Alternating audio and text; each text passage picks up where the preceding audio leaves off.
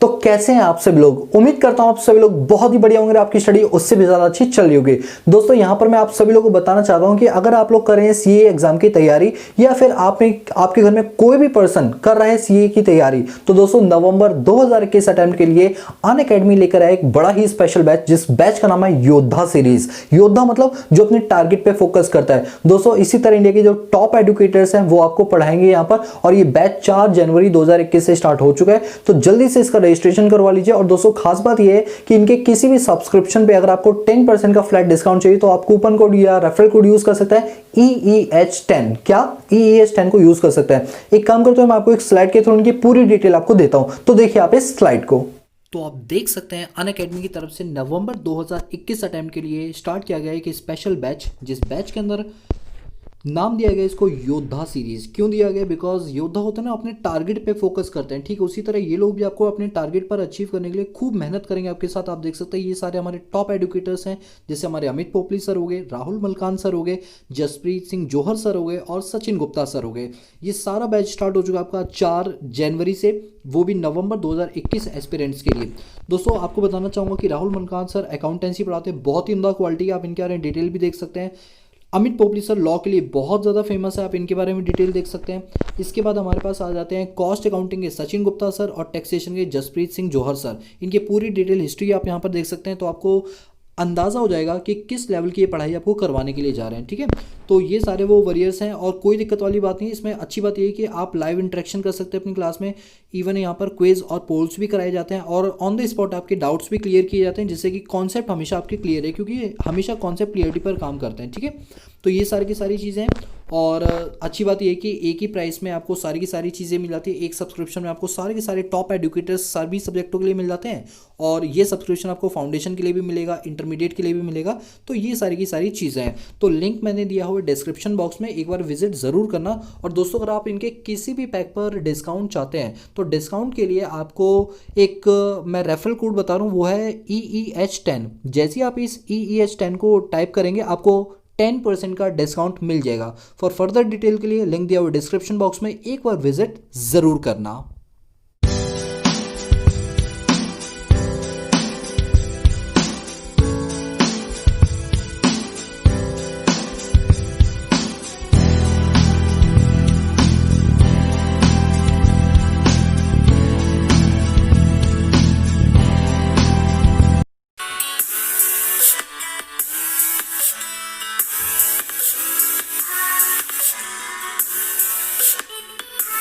What's up everyone, welcome back to the channel. This is Shivam Dwivedi and you are watching Economics Easy है। दोस्तों आज की class में हम एक नया चैप्टर करने के लिए आ रहे हैं, जिसका नाम है इंफ्रास्ट्रक्चर।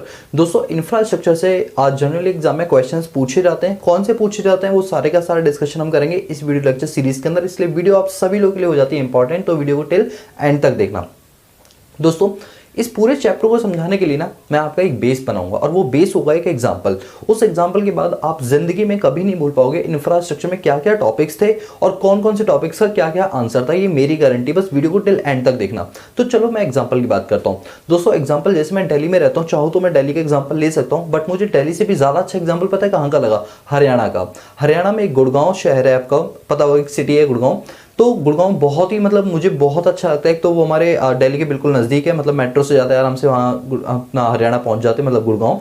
और वहाँ पे जब मैं चीज़ों को देखता हूँ ना, तो मुझे कुछ नहीं बल्कि सिर्फ इंफ्रास्ट्रक्चर का चैप्टर याद आता है। सिर्फ इंफ्रास्ट्रक्चर का मतलब जब मैं खुद अपनी 11th क्लास में था, जब मैंने इंडियन इकोनॉमी में इंफ्रास्ट्रक्चर पढ़ा था, उसके बाद जब मैं गुड़गांव जाता था मुझे बार बार वो चैप्टर की लाइन से याद आती थी। तो यही चीज़ मैं आपके साथ करने वाला हूँ, जिससे कि आप चीज़ों को रिलेट कर पाओ थोड़ा प्रैक्टिकल एक्सप्लोजर से।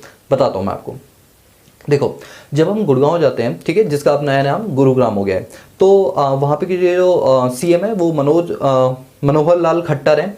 अब वहाँ पे क्या है, गुड़गांव में आप देखोगे, जब आप घुसोगे ना गुड़गांव में, वो पूरा एक बिजनेस इलाका है। बिजनेस का मतलब है वहाँ बिजनेस डीलिंग्स होती हैं। हाँ रेजिडेंशियल इलाका भी ऐसी बात नहीं है, बट वहाँ आपको बड़ी बड़ी बिल्डिंग्स मिलेंगी, रोड इतनी नीट एंड क्लीन मिलेंगी जैसे लगेगा कि आप इंडिया में नहीं बल्कि एक ऑस्ट्रेलिया में हो। और हकीकत मानो गुड़गांव को मिनी ऑस्ट्रेलिया बोला जाता है। रीज़न कि वहाँ पर ऊंची ऊंची बिल्डिंग्स हैं और मल्टी लेवल की स्टोरेज बिल्डिंग है। सबसे बड़ी बात, वहाँ पर बड़ी बड़ी कंपनियों का हब है, बड़ी बड़ी मल्टीनेशनल और इंटरनेशनल कंपनीज वहाँ पर सेटअप हो चुकी हैं। और वहाँ पर स्पेशल इकोनॉमिक जोन है और एक्सक्लूसिव इकोनॉमिक जोन भी गुड़गांव के अंदर है, और जो रोड्स हैं वो इतनी नीट एंड क्लीन है, इतनी चौड़ी है, और रैपिड मेट्रो भी है वहाँ पे, और DMRC की दिल्ली मेट्रो रेल कॉर्पोरेशन भी है, तो हर चीज़ वहाँ पर अवेलेबल है। अब जरा एग्जाम्पल को सुनो ध्यान से।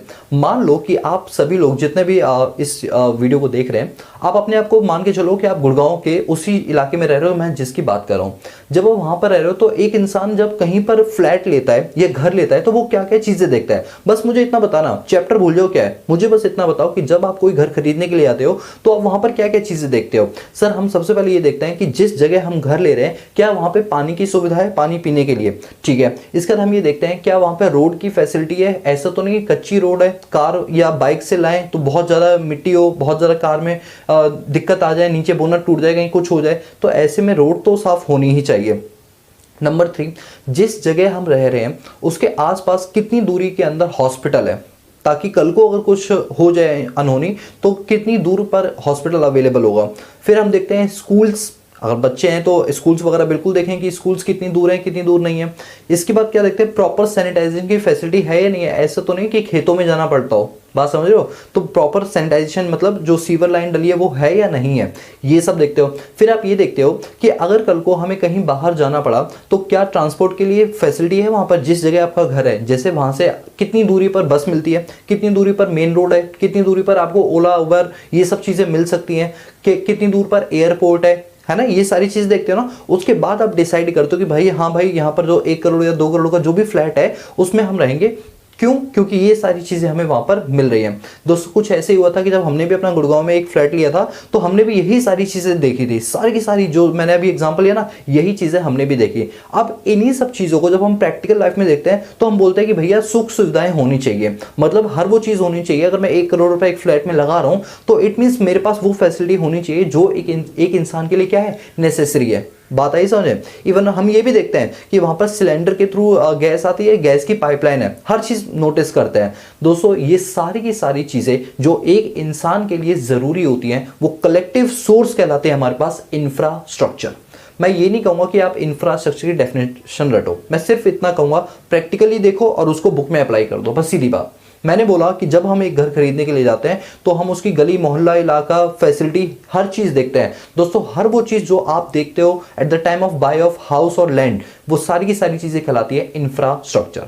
मैं हर वो चीज देखूंगा कि मेट्रो कितनी दूर है, एयरपोर्ट कितनी दूर है, वो सारी चीजें क्या कहलाएंगी, इंफ्रास्ट्रक्चर। यानी एक दिमाग में आपके ना ब्रॉड सेंस कवर हो गया। वो क्या कि इंफ्रास्ट्रक्चर का मतलब कहीं ना कहीं ये होता है कि जब हम कोई भी चीज, कोई भी ऐसी फैसिलिटी जो एक ह्यूमन वांट्स को सेटिस्फाई कर सकती है, वो सारी की सारी फैसिलिटी या बंडल ऑफ फैसिलिटी क्या कहलाती है, इंफ्रास्ट्रक्चर कहलाती है।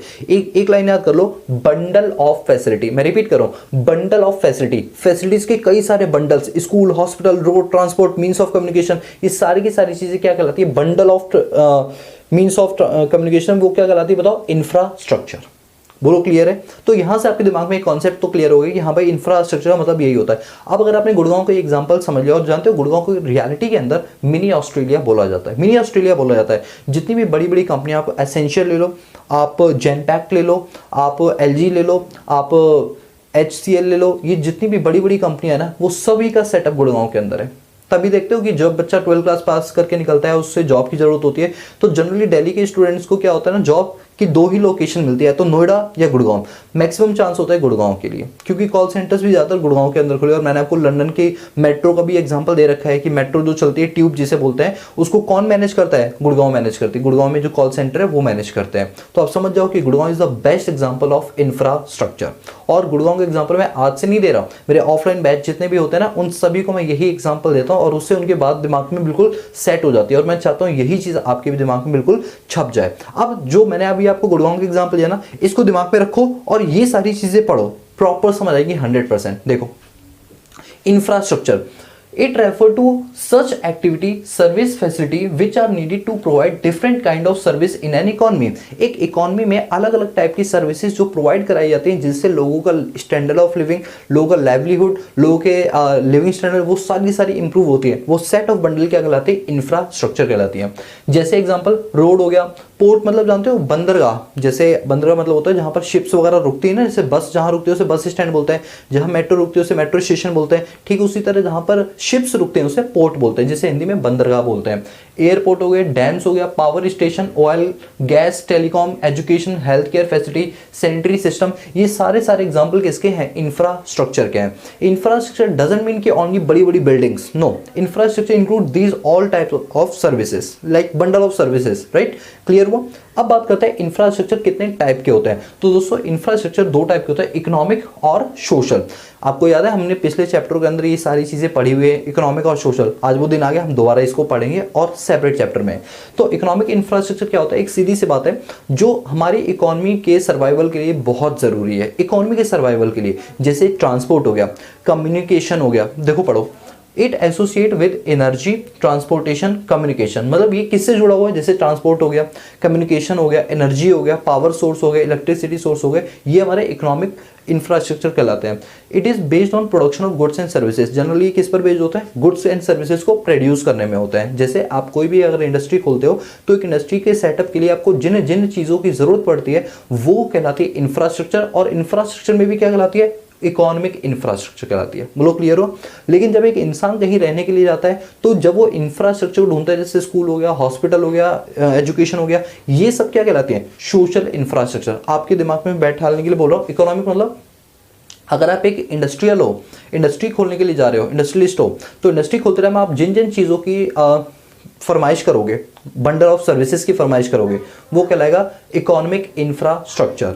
ठीक है, अब हम बात करते हैं अपने पास सोशल इंफ्रास्ट्रक्चर की। यहां पर क्या होगा? यहां पर हम ये देखेंगे कि जब एक इंसान अपने लिए घर खरीदता है तो उस टाइम वो किन किन चीजों को देखता है, किन किन चीजों को कंसीडर करता है, वो कहलाते हैं सोशल इंफ्रास्ट्रक्चर। ये याद करने की ट्रिक बताई बस मैंने आपको। ठीक है, पढ़ के देखो। It is associated with education, health, housing, it also improve the quality of life. देखो, हाउस से रिलेटेड हो गया, सैनिटाइजेशन से हो गया, सैनिटरी मतलब, और आपका हेल्थ हो गया, एजुकेशन, हाउसिंग, इन सबसे रिलेटेड जो इंफ्रास्ट्रक्चर होता है उसको बोलते हैं सोशल इंफ्रास्ट्रक्चर। बोलो ये चीज क्लियर है? अब मैंने आपकी अंडरस्टैंडिंग को और भी ज्यादा अच्छा करने के लिए मैंने ना कुछ एग्जांपल्स लिए हैं कि वो कौन कौन सी स्टेट्स हैं जो बेसिकली इन इन चीजों के लिए जानी जाती है। दोस्तों अगर वो चीजें आप एग्जाम में कोट करके आओगे ना तो इससे आंसर की जो सुंदरता है वो और भी ज्यादा बढ़ जाएगी और आप गधों से अलग घोड़ों में नजर आओगे। आप मेरी बात को समझना।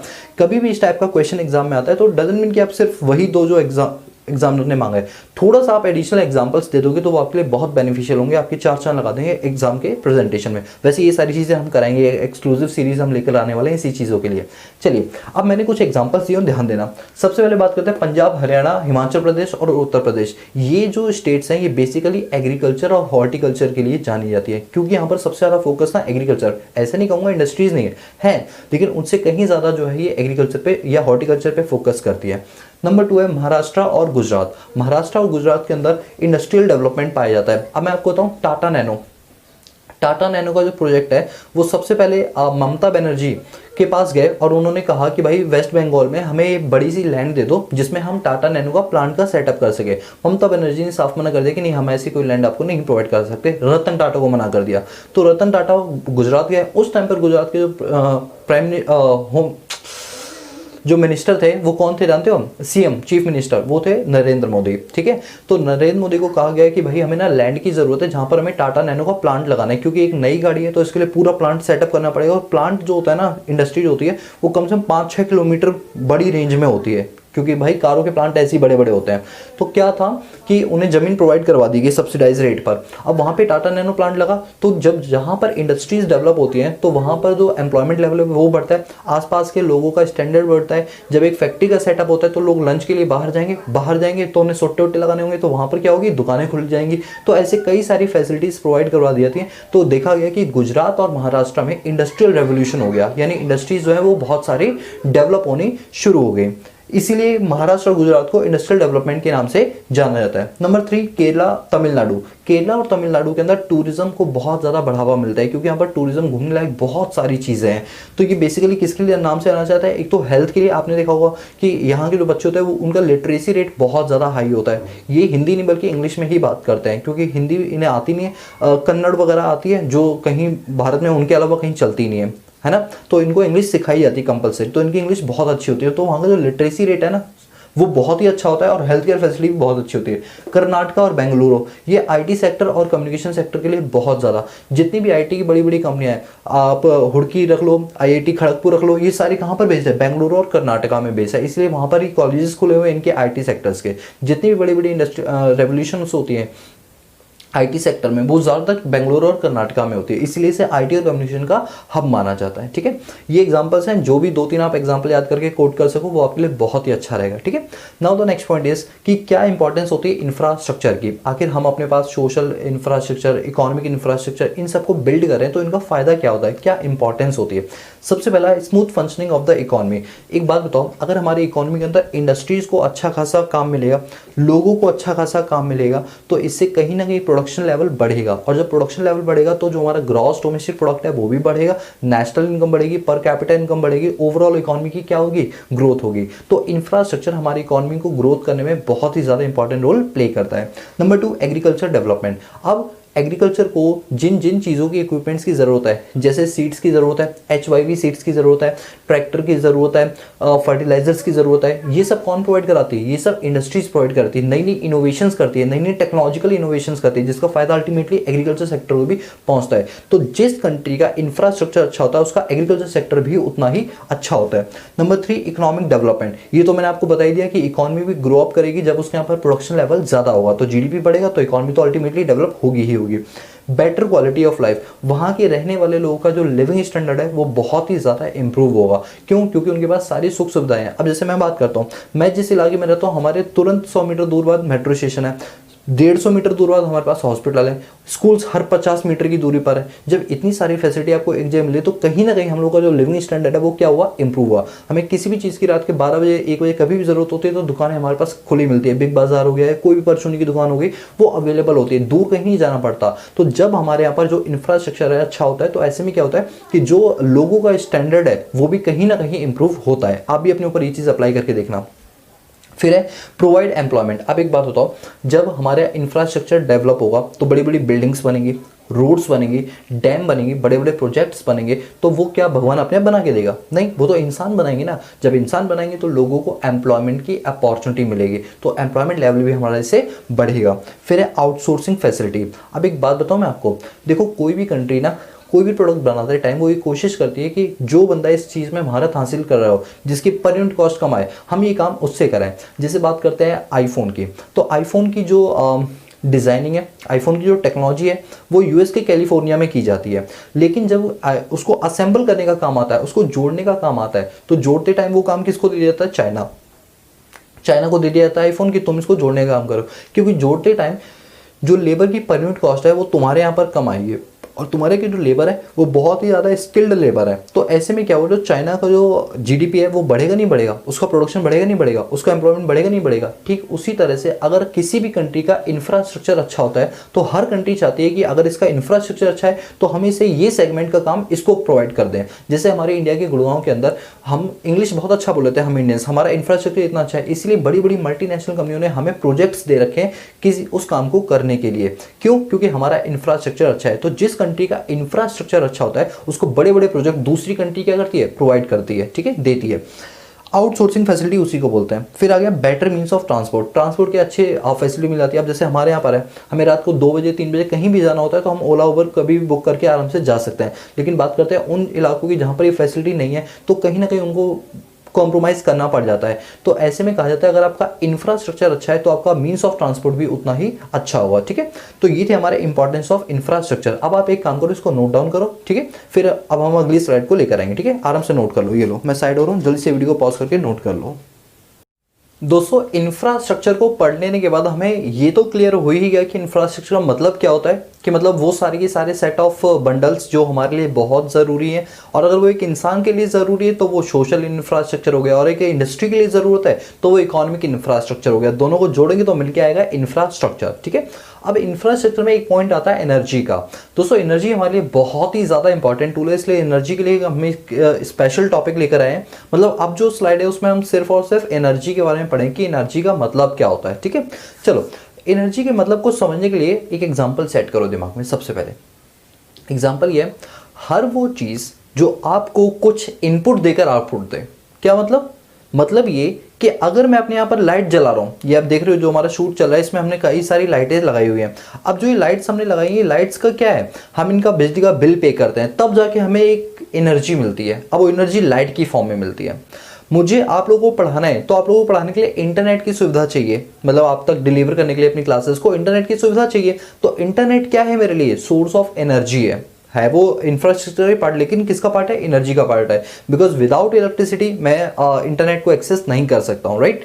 मुझे अपनी मोबाइल एप्लीकेशन के लिए गूगल प्ले स्टोर पे रजिस्ट्रेशन करवाना पड़ा, तो गूगल प्ले स्टोर ने वो सारी की सारी चीज़ें मुझे प्रोवाइड कराई जो एक एप्लीकेशन को चलाने के लिए ज़रूरी होता है। वो चीज़ क्या है, एनर्जी है। क्यों, क्योंकि उसको भी रन करने के लिए मुझे इलेक्ट्रिसिटी की ज़रूरत है। यानी हर वो चीज़ जो आपके लिए कोई इनपुट आउटपुट का काम कर रही हो, वो हर चीज़ आपके लिए कहलाते हैं एनर्जी। और हमारी इंडिया के लिए एनर्जी इतनी ज़्यादा इंपॉर्टेंट है कि इसके लिए बाकायदा एक एक्ट बनाया गया था सन 2001 के अंदर, ठीक है। ये सारी चीज़ें अब हम पढ़ेंगे। तो बात करते हैं एनर्जी क्या होती है। लिखा हुआ है it is an important input for most of the production process and consumption. हम इस चीज का प्रोडक्शन करते हैं और फिर इस चीज का कंजम्पशन करते हैं। ये बताओ, बिजली बनाई जाती है, यस सर, प्रोडक्शन होती है। फिर हम बिजली को क्या करते हैं, कंज्यूम करते हैं। यानी बनाना, कंज्यूम करना, प्रोडक्शन, कंजम्पशन, प्रोडक्शन, कंजम्पशन, ये कड़ी चलती ही रहती है। और इसी को हम बोलते हैं क्या, एनर्जी। क्या बोलते हैं, बोलो, एनर्जी बोलते हैं, ठीक है। अब क्या होता है कि जितनी ज्यादा एनर्जी की आप डिमांड करोगे, इकोनॉमी उतनी ही ज्यादा ग्रो अप करेगी। अच्छा एक बात बताओ, गाँव के अंदर क्या एनर्जी की उतनी ज्यादा डिमांड है?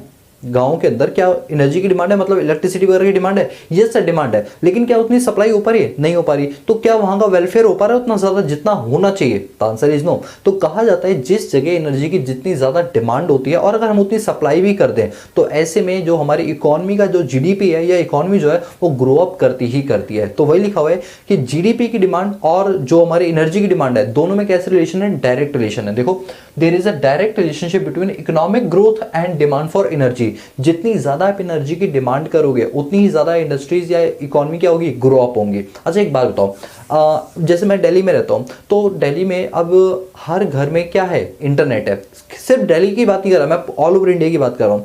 ऑल ओवर इंडिया जब से ये लॉकडाउन हुआ है, उसके बाद से लेकर, कोरोना वायरस के इस काल के बाद से लेकर आज तक इंटरनेट पर हम इतने डिपेंड हो चुके हैं कि without internet we can't imagine कि हमारी दुनिया कैसी होगी। एक बार सोच के चलो, इंटरनेट नहीं है तो आप क्या पढ़ लोगे, क्या बैंकिंग सर्विसेज, क्या इंश्योरेंस सर्विसेज, क्या कोई भी ऐसी चीज कर पाओगे? तो आंसर इज नो। इंटरनेट हमारे लिए इतना इंपॉर्टेंट एलिमेंट हो गया।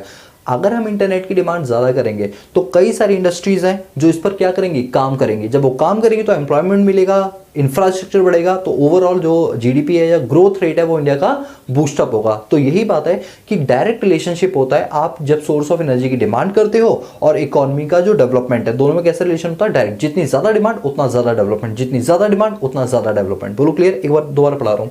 There is a direct relationship between economic growth में और जो डिमांड होती है एनर्जी की, उसमें कैसे रिलेशन होता है, डायरेक्ट रिलेशन होता है। ये एनर्जी हमारे लिए इतनी ज्यादा इंपॉर्टेंट है कि हमने स्पेशली इसके लिए क्या बनाया हुआ है, एक एक्ट बनाया हुआ है, और उस एक्ट का नाम है एनर्जी कन्वर्जेशन एक्ट 2001। इस एक्ट के थ्रू वो सारी की सारी गाइडलाइंस लिखी हुई कि हमें एनर्जी को कैसे बचाना चाहिए, कैसे सेव करना चाहिए, कैसे फ्यूचर्स के लिए हमें पेट्रोल बचाना चाहिए। जैसे आप जानते हो कि कई सारी मुहिम चल रही है इलेक्ट्रिक व्हीकल्स की, जिससे कि पेट्रोल को सेव किया जा सके। पहले क्या ई रिक्शा वगैरह चलता था, क्या ई साइकिलिंग वगैरह चलती थी, ई बाइक चलती थी। और टेस्ला मोटर्स, मैं देखो यहां पर एक एग्जांपल लूंगा टेस्ला मोटर्स का। टेस्ला मोटर्स जानते हो, जिसकी कंपनी का जो चीफ एग्जीक्यूटिव ऑफिसर है, कह लो ऑनर, वो इलॉन मस्क है। सर ये कौन सी है, हमने को तो कभी नहीं सुनी। मैं बताता हूँ, यूएस में सबसे बड़ी कंपनी जो सैटेलाइट बनाती है, आपने नासा सुना है नाम, नासा का तो नाम सुना होगा, जो स्पेस में जाता है रॉकेट वगैरह लेकर। उसमें नासा में जो रॉकेट यूज किया जाता है, उस रॉकेट को बनाने वाली इंडस्ट्री का नाम है स्पेस एक्स। क्या नाम है, स्पेस एक्स, जिसके मालिक का नाम है इलॉन मस्क। क्या नाम है, इलॉन मस्क। इलॉन मस्क ने स्पेस के लिए रॉकेट्स बनाए, बाकायदा इतने अच्छे रॉकेट बनाए कि जब वो रॉकेट ऊपर जाते हैं वापस आ भी जाते हैं, ऐसा नहीं कि ऊपर छूट गए, वो वापस अपने आप आ जाता है, मतलब पूरा काम कंप्यूटराइज्ड है। तो नासा ने उनके साथ कॉन्ट्रैक्ट किया रॉकेट्स बनाने का। तो जब उन्होंने देखा रॉकेट में वो अच्छे सेगमेंट में पहुंच गए, तो जो इलॉन मस्क है उन्होंने क्या सोचा कि आप कुछ ऐसा करें कि जो पेट्रोल है ना, देखो हर कंट्री के पास जो रिसोर्सेज है वो लिमिटेड है, ऐसा नहीं कि अनलिमिटेड है किसी भी कंट्री पे। तो उसने सोचा कि पेट्रोल की डिमांड इतनी ज्यादा है, पता नहीं फ्यूचर जनरेशन पेट्रोल देख भी पाएगा या नहीं देख पाएगा। तो उन्होंने इलेक्ट्रिक मोटर व्हीकल्स बनाने शुरू किए और इतने ज्यादा फेमस हुए कि अमेरिका के अंदर मोर देन 60% जो कार्स चलती हैं वो इलेक्ट्रॉनिक मोटर व्हीकल पे चलती है, और जिसकी सबसे बड़ी कंपनी जिसका नाम है टेस्ला मोटर्स, जो किसके, इलॉन मस्क की है। एक तो स्पेस एक्स होगी जो स्पेस के लिए रॉकेट बनाती है, उसकी उसी की दूसरी कंपनी जिसका नाम क्या है, टेस्ला मोटर्स, वो क्या बनाती है, वहां पर इलेक्ट्रिक मोटर व्हीकल्स बनाती है। दोस्तों मैं आपको बताऊंगा, आप मेरी पुरानी वीडियोस देखोगे ना, ये कॉन्सेप्ट मैंने उसी टाइम जब ये चैप्टर में पहले पढ़ा रहा था पुरानी वीडियोस में, उस टाइम मैंने बोला भी था, हमारे इंडिया के अंदर जो 8 महीने गर्मी होती है, कहने को 6 होती है लेकिन रियलिटी होती है कि 8 महीने गर्मी होती है, सिर्फ 4 महीने सर्दी होती है। उन 8 महीनों में जब इतनी गर्मी पड़ती है, जो रोड्स हमारी इतनी तप जाती हैं, उसमें से गर्म भाप सी निकलती है, और जो हमारी कार्स खड़ी होती हैं, कार्स कुछ ऐसा सिस्टम होता है कि कार की जो छत है उसके ऊपर सिलिकॉन की प्लेट लगाई जाती है। आपने कैलकुलेटर देखे हैं? देखो मैं आपको दिखाता हूँ, ये मेरे पास सिटीजन का कैलकुलेटर है, इसके यहाँ पर देखो ये ब्लैक कलर की आप पट्टी देख रहे हो, ये सिलिकॉन की प्लेट है। अगर मैं इसको सनलाइट के सामने रख दूंगा ना, और इसका चार्जर खत्म हो जाएगा, मतलब इसकी बैटरी खत्म हो जाएगी, और इस प्लेट को मैं 10 मिनट भी सूरज के सामने रख दूंगा तो ये 1 घंटा चार्ज हो जाएगा, और 1 घंटे में इसका यूज कर सकता हूँ। ये सोलर पैनल लगा हुआ है, एक तरह से छोटा सा सिलिकॉन की प्लेट लगी हुई है। ठीक इसी तरीके से मैंने उस एग्जाम्पल में ये बोला था कि हमारे इंडिया में इतनी गर्मी होती है, तो क्यों ना कारों की जो छत होती है, उस छत को जो हम पेंट कर देते हैं, पेंट ना करके उसको ब्लैक सिलिकॉन की प्लेट चढ़ाते हैं उस पर, जिससे कि कार जो है जब धूप में खड़ी होगी तो वो पूरी चार्ज हो जाएगी, और चार्ज होने उसकी बैटरी चार्ज हो जाएगी, और फिर आप उसको आराम से कंज्यूम करो, जिससे कि पेट्रोल का खर्चा आपका बचेगा। और क्या है, सिर्फ एक छत पे प्लेट ही तो लगानी है, और वो भी इंसान ना लगाए, बल्कि जितने भी हमारे यहाँ पर कंपनी जैसे टाटा मोटर्स होगी, होंडाई होगी, होंडा हो गई, आपकी जीप वगैरह और मर्सिडीज बेंज, ये जितनी भी कंपनियां अगर ये अपने यहाँ पर इंडिया के जो मॉडल्स हैं उनके ऊपर सिलिकॉन की प्लेट लगा दें, तो क्या होगा कि जब गाड़ियां पार्किंग में खड़ी होंगी या खुले एरिया में खड़ी होंगी तो उस धूप से वो एब्जॉर्ब करेंगे, और बाद में वो राइड बिल्कुल फ्री हो जाएगी विदाउट पेट्रोल, है ना। यही कॉन्सेप्ट टेस्ला मोटर्स इंडिया में लेकर आए। टेस्ला मोटर्स सन 2018 में नितिन गडकरी जो हमारे ट्रांसपोर्ट मिनिस्टर, उनसे उन्होंने 2018 में बात की थी कि भाई इंडिया के अंदर ना जैसे पॉपुलेशन है उस हिसाब से ऐसा लगता है कि पेट्रोल जो है 10-20 साल चलेगा, उसके बाद आपके पास पेट्रोल खत्म हो जाएगा, पूरा पेट्रोल इंपोर्ट करना पड़ेगा सऊदी अरेबिया से। तो उन्होंने कहा बात तो सही कह रहे हो तुम, और अगर हम इंपोर्ट ज़्यादा करें तो हमारा बीओपी किस में आ जाएगा, डेफिसिट में आ जाएगा। तो टेस्ला मोटर के चीफ एग्जीक्यूटिव ऑफिसर से मिलने के लिए हमारे प्रधानमंत्री गए थे वहाँ पे यूएस में। जब वो मिल गया तो वहाँ पर मीटिंग में ये डिसाइड किया गया कि टेस्ला मोटर्स की एक यूनिट जो है वो इंडिया में आएगी, और वो कार का प्रोडक्शन करेगी इंडियन कार स्टैंडर्ड्स के हिसाब से, और वो इंडिया के लिए कार बनाएगी, वो भी सोलर कार्स या इलेक्ट्रिक कार जिसे आप बोल सकते हो, वो कार वो यहाँ पर बनाएंगी। तो क्या हुआ कि नितिन गडकरी जो यहाँ के ट्रांसपोर्ट मिनिस्टर थे इंडिया के, इन्होंने क्या किया कि इन्होंने कई सारी अड़चनें लगा दी कि नहीं टेस्ला मोटर्स के ये स्टैंडर्ड्स हैं, ये नॉर्म्स हैं जो हमारे इंडिया में फिट नहीं बैठेंगे, तो वो करके मना कर दिया गया। अब ऐसा कहा जा रहा है कि सन 2022 के अंदर जो है टेस्ला मोटर दोबारा भारत में एंट्री मारेगी, दोबारा मतलब एक बार तो हम मारना चाह रही थी लेकिन नहीं कर पाई, लेकिन अब वो दोबारा आएगी इस सेगमेंट के अंदर। और इससे पहले कि वो आ पाती रतन टाटा ने अपनी टाटा सियाज में टाटा टियागो में उन्होंने एक बहुत ही अच्छे वेरिएंट निकाला जो थी इलेक्ट्रिक व्हीकल्स। टाटा मोटर्स ने सबसे पहले अपनी कार निकाली इलेक्ट्रिक व्हीकल, जो इलेक्ट्रिसिटी से चार्ज होगी कि उससे 6 घंटे चार्ज करो, इसके बाद आप 10 घंटे तक उसको अनलिमिटेड नहीं पर 10 घंटे तक आप उसको अच्छे से रन कर सकते हो विद एसी के साथ। तो ये जो मुहिम चलाई, इससे क्या हुआ कि जो पेट्रोल हमारे पास लिमिटेड है इसको सेव किया जा सका। ये सारे फंडे कि हम अपने लिमिटेड रिसोर्सेज को सेव करेंगे, ये सारे फंडे कहाँ दे रखे हैं, एनर्जी कंजर्वेशन एक्ट 2001, जिसके तहत कंपनियां ऐसे ऐसे मॉडल्स लेकर आती हैं, ऐसे ऐसे प्रयोग करती हैं, ऐसे ऐसे एक्सपेरिमेंट्स करती हैं जिससे हमारे लिमिटेड रिसोर्सेज को बचाया जा सके। दोस्तों एक बात सोचो कि ऐसा कंपनी क्यों करती है लिमिटेड रिसोर्सेज को बचाने। अब ये मेरी सेहत पे क्या फर्क पड़ना है, कंपनी ये भी तो सोच सकती है। तो कंपनी को क्या पता है, सब्सिडीज मिलती हैं, जो जितनी ज़्यादा रिसोर्सेज को वेस्ट करने के लिए बचाने की मुहिम करता है उन्हें उतनी ज़्यादा सब्सिडी मिलती है। इसलिए टाटा मोटर्स ने इस मुहिम को चलाया और इस एक्ट के थ्रू उन्होंने बहुत भारी सब्सिडी गेन की उस कार की मैन्युफैक्चरिंग में, जिससे कार की जो कॉस्ट ऑफ प्रोडक्शन है वो कम है, कंपनी का प्रॉफिट मार्जिन ज़्यादा हुआ, लोगों को ये कार सस्ते रेट पर मिली। लेकिन अब कहा जा रहा है 2022 में टेस्ला मोटर्स आएगी तो देखते हैं क्या धमाल मचाएगी वो हमारे इंडिया के अंदर। आपको ये एग्जाम्पल समझ आ गया दोस्तों। मैं जितने भी एग्जाम्पल दे रहा हूँ ये आप अपनी कॉपी में बाकायदा नोट करेंगे, बिकॉज एग्जाम्पल के बिना अधूरा है पूरा सपना, आप ऐसे समझ लो, ठीक है। चलो अब बात करते हैं, एनर्जी तो क्लियर होगी ना आपको, और एनर्जी का एक्ट याद कर लेना। इस बार हो सकता है एमसीक्यू में ये चीज़ पूछी जा सके कि एनर्जी कौन से एक्ट के थ्रू प्रिवेंट की जाती है, तो एनर्जी कंजर्वेशन एक्ट 2001। बात करते हैं एनर्जी के टाइप्स में ना बच्चे बड़े कंफ्यूज होते हैं। मेरे पास कई सारे मैसेजेस भी आते हैं कि सर ना हमें टाइप में ये नहीं समझ आता कि कुछ बुकों के अंदर 2 टाइप दे रखे हैं, कुछ में 4 दे रखे हैं, तो क्या है असल मतलब। तो मैंने उनकी इस कंफ्यूजन को दूर करने के लिए एक पाई चार्ट टाइप का कुछ बनाया हुआ है, चार्ट फॉर्मेट में, आराम से समझो सब समझ आएगा, ठीक है। एनर्जी को 2 पार्ट में डिवाइड किया गया, कन्वेंशनल और नॉन कन्वेंशनल। सीधी से लॉजिक बताऊंगा, ज्यादा मैं माथापच्ची और बुक लैंग्वेज पर नहीं आऊंगा। कन्वेंशनल सोर्स ऑफ एनर्जी वो एनर्जी होती है जो पुराने टाइम से चलती आ रही है, और नॉन कन्वेंशनल वो होती है जो आधुनिकरण में इन्वेंट की गई, नए नए तौर तरीके इन्वेंट किए गए। जैसे अगर मैं बात करूं, पहले आप जानते हो गोबर गैस से गैस चूल्हे जलाए जाते थे। हाँ सर, सुना तो है लेकिन पता नहीं क्या होता है। मैं आपको बताता हूँ। पहले गांव में क्या होता था कि गोबर गैस में क्या होता है ना, एक बड़ा सा कमरा लिया जाता था, ठीक है, जैसे बेसमेंट होता है ना जो जमीन के नीचे होता है, वैसे ही जमीन के नीचे एक बड़ा सा कमरा बना दिया जाता था। उसके अंदर क्या होता था, पूरे गांव के अंदर जितने भी मवेशी होते थे उन सभी का गोबर इकट्ठा करके, काऊ डंग हो गया, बुफेलो डंग हो गया, ये सब इकट्ठा करके उसके अंदर भर दिया जाता था। इतना भर दिया जाता था कि वो एक दलदल ना बन जाए, 6-7 फीट का गोबर पूरे कमरे में भर दिया जाता था। तो सोचो कितनी गंदी बदबू आती होगी उसमें से। फिर ऊपर एक छोटा सा ढक्कन, जैसे टंकी का ढक्कन होता है ना, गोल सा 1.5 फीट का पूरा होता है, इतना ढक्कन होता है, उसको बंद कर देते हैं। जब बंद कर देते हैं तो कुछ टाइम तक उसमें से 5-6 दिन छोड़ दिया जाता है। जब गोबर भरा पड़ा है तो कितनी गैस उसमें से निकल रही होगी, कितनी बदबू निकल रही होगी। वहीं से एक पाइप जो है उसको वॉल्व को खोल दिया जाता था और पाइप से वो गैस ऊपर आती थी, और ऊपर चूल्हा रखकर उससे जैसी माचिस से आग लगाते थे उसमें से आग निकलती थी, जिससे घरों के काम काज किए जाते थे। समझ रहे हो? तो इस तरीके से जो ये जो तरीका है ये पुराने टाइम से चलता आ रहा है। तो आप समझ गए होगे इसे कौन सा सोर्स बोलेंगे एनर्जी का, बताओ। है तो एनर्जी, बट कौन सा है? कन्वेंशनल। क्यों? क्योंकि काऊ डंग या बायोगैस एनर्जी, ये सब क्या है? पुराने तौर तरीके हैं, ठीक है। लेकिन आज के नए तौर तरीकों में क्या आ गया? गैस पाइपलाइन आ गई। आपने देखा होगा पहले तो सिलेंडर आते थे, अब सिलेंडर के जो धीरे धीरे कॉन्सेप्ट है ना उसको खत्म किया जा रहा है। अब सिलेंडर की जगह क्या हो रहा है? पाइपलाइन बिछाई जा रही है। एलपीजी, इंद्रप्रस्थ, जैसे हमारे दिल्ली के अंदर इंद्रप्रस्थ गैस लिमिटेड है, वो क्या कर रही है? गली मोहल्लों में सब जगह पाइपलाइन बिछा रही है। और जैसे हमारे घरों में नॉर्मल पानी की पाइपलाइन बिछती है, वैसी उसकी लाइन बिछाई जा रही है, और उसमें से गैस निकली। आप जितना चाहो उतना कंज्यूम करो, उसके अकॉर्डिंगली आप बिल पे कर दो। ये क्या है? ये एक नया तौर तरीका है जिसे बोलते हैं नॉन कन्वेंशनल एनर्जी। आपको समझ आया? जो पुराने तौर तरीके हैं कन्वेंशनल, जो नए तौर तरीके हैं वो नॉन कन्वेंशनल, ठीक है। तो पढ़ो, conventional energy, it refer to the source of energy which are in use since long and can be store, बहुत लंबे समय से जिनका हम इस्तेमाल कर रहे हैं और इनको हम स्टोर भी कर सकते हैं। जैसे कोल हो गया, कोल का इस्तेमाल हम काफी टाइम से करते आ रहे हैं। ऑयल का हो गया, पेट्रोल का हो गया, ये सब क्या है? हमारे कन्वेंशनल सोर्स ऑफ एनर्जी। और ये नॉन रिन्यूएबल इन नेचर होता है। एक बार आप इनका इस्तेमाल कर लोगे तो दोबारा इसको रीयूज नहीं कर सकते हो, राइट। बात करते हैं नॉन कन्वेंशनल एनर्जी की। Non conventional energy, it refer to the source of energy which have come into use of only recently, जो अभी रिसेंटली यूज में आया, पहले यूज में नहीं आता था। ये बताओ, इंद्रप्रस्थ गैस लिमिटेड के द्वारा जो पाइपलाइन गैस की बिछाई जा रही है, क्या ये बहुत पहले से चलता आ रहा है? नहीं, ये तो नया कॉन्सेप्ट आया है। सोलर एनर्जी, सोलर एनर्जी, आपने देखो घरों के ऊपर पैनल लगा लेते बड़े बड़े, और आजकल तो गवर्नमेंट दफ्तरों के ऊपर मैंडेटरी कर दिया गया है इस एक्ट के थ्रू। आपने देखे हो कई सारे गवर्नमेंट दफ्तर है जिनकी छतों पर खड़े नहीं हो सकते क्योंकि सिलिकॉन की प्लेटें लगी हुई हैं। क्यों लगाई गई?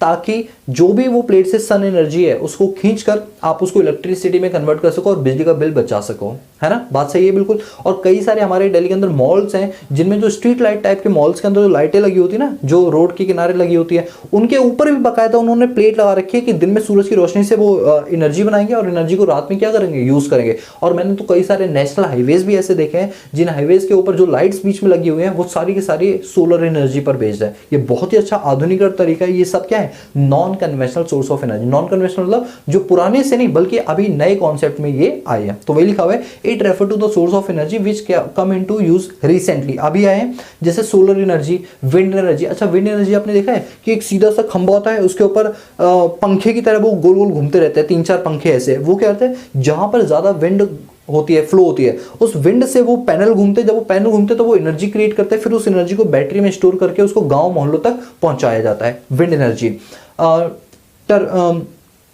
जियोथर्मल एनर्जी, बायोगैस एनर्जी, और ये हमेशा रिन्यूएबल सोर्स ऑफ एनर्जी होता है। एक बात और, जो विंड है वो तो लगातार चलती रहेगी ना, हाँ ये तो चलती रहेगी। सोलर एनर्जी है, सोलर सनलाइट, ये क्या है? रिन्यूएबल है। क्यों? क्योंकि ये हमेशा जीवन अनंत तक हमेशा रहेंगे ही रहेंगे, ठीक है। तो आपको बताओ कन्वेंशनल और नॉन कन्वेंशनल समझ आए? कोई डाउट है? तो कंफर्म ना चल सकता होंगे, ठीक है sir.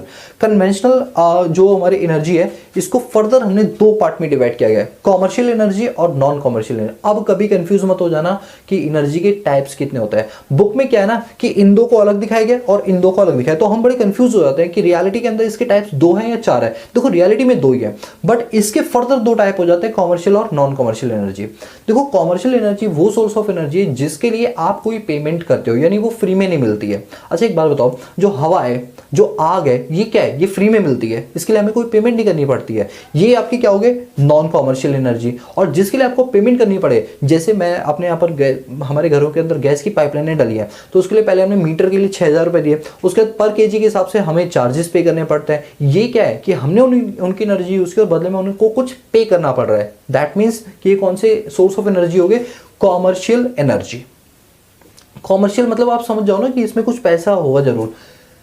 These source of energy which command a price and the use has to pay a price for from them। यानी ये वो सोर्स हैं जिनके अगेंस्ट आपको कुछ प्राइस पे करनी पड़ती है, तब जाके आप इनका यूज कर सकते हो। जैसे कोल हो गया, कोल खरीदने जाओगे तभी तो मिलेगा। Petroleum, electricity, it is expensive and pollutant the atmosphere. ये बहुत महंगे भी होते हैं। पेट्रोल खरीदने जाओ तो भैया आपको एक बूंद भी पेट्रोल की ना पैसे में ही मिलेगी, ठीक है।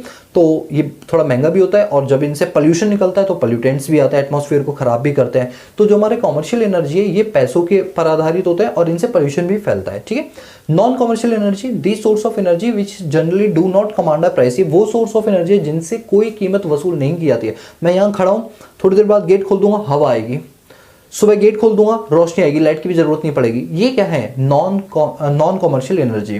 दी source of energy which generally do not command a price. इसमें कोई प्राइस का झंझट नहीं होता। जैसे फायरवुड, आग से लकड़ी जलाओ, नहीं लकड़ी से आग जलाओ, सॉरी लकड़ी से आग जलाओ। एग्रीकल्चर वेस्ट हो गया, और ड्राई डंग। अब भाई गाय का गोबर चाहिए, भैंस का गोबर चाहिए, कोई नहीं, थोड़ी देर बैठ जाओ उसके नीचे अपने आप मिलेगा आपको छप्पड़ फाड़ के।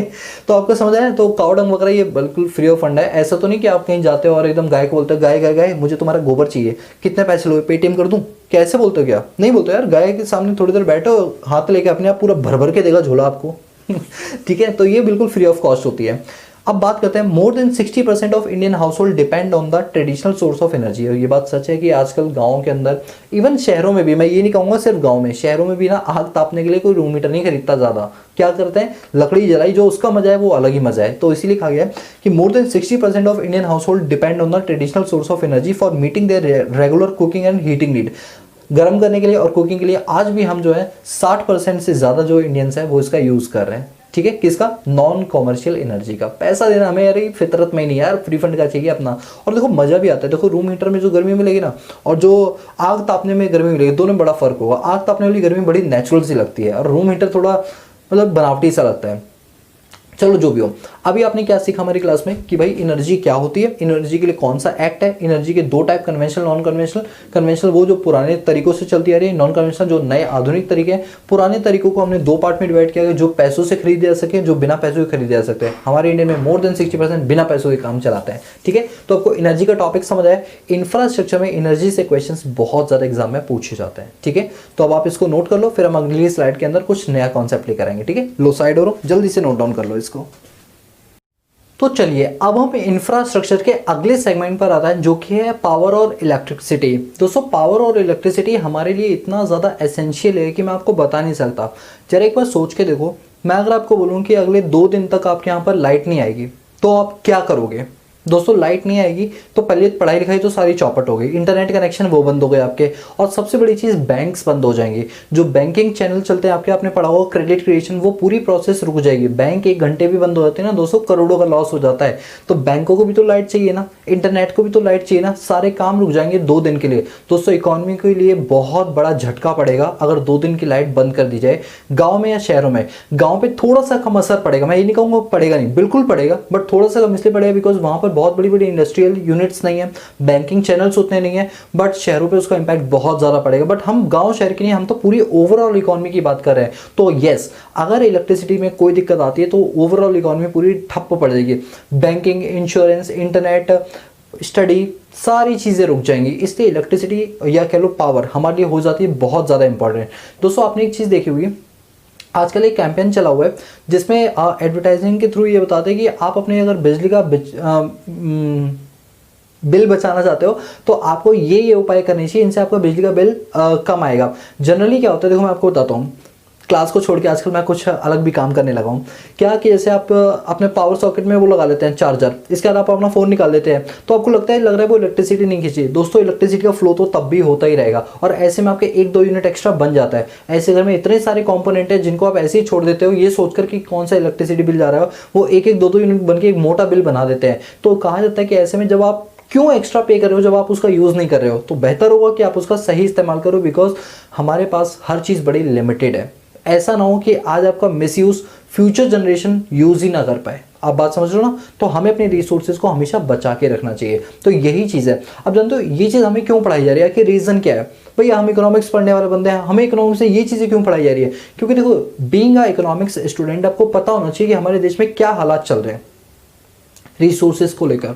जब आपको पता चलता है ना कि हमारी ये हालत है, तब आप उस पर कोई ठोस कदम उठाते हो। जैसे बोलते हैं ना, जब आप उस सिचुएशन को देखते हो तब आपको एक नीड अराइज होती है। जैसे कि हमारे यहाँ पर सबसे पहला जो मोबाइल एप्लीकेशन बनी थी, तब हमें ये ऐसी ज़रूरत पड़ी कि यार मोबाइल सिर्फ और सिर्फ फ़ोन कॉल के लिए नहीं, बल्कि ज़रूरत के टाइम पर कुछ एक्स्ट्रा एक्टिविटीज़ कर सकता है। तब हमारे मोबाइल डेवलपर्स ने क्या किया, मोबाइल एप्लीकेशंस लॉन्च की और आज देख रहे हो कि हर चीज़ मोबाइल ऐप पर होती है। आपको अपनी हाइट वेट कुछ भी मेजर करना हो, everything is in mobile application. Even हमारी मोबाइल पर अकाउंट्स की क्लासेस भी मिलते हैं ऑन मोबाइल एप्लीकेशन। ये सब क्या है, ये सब टेक्नोलॉजी इनोवेशंस है। तो ये सब कब आती हैं, जब आपको कोई ज़रूरत होती है, फिर उस ज़रूरत से नीड क्रिएट होती है, नीड से फिर डिज़ायर क्रिएट होती है, डिज़ायर से फिर इनोवेशंस क्रिएट होती हैं।